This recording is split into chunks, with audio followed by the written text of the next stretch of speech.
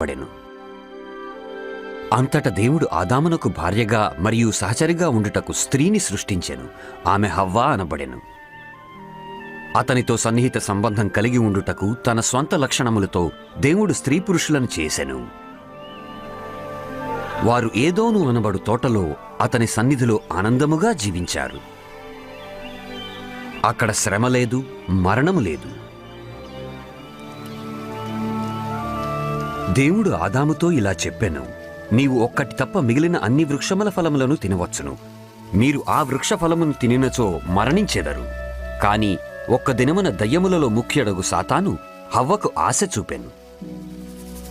ఆమె ఆ పండును కొంచెం తినెను. ఆమె భర్త కూడా దానిని తినెను. ఆ సమయములోనే దేవునితో వారి సంబంధం తెంచివేయబడెను. దేవుడు పరిశుద్ధుడు, పాపాత్ములు ఆయన సన్నిధిలో నివసించలేరు.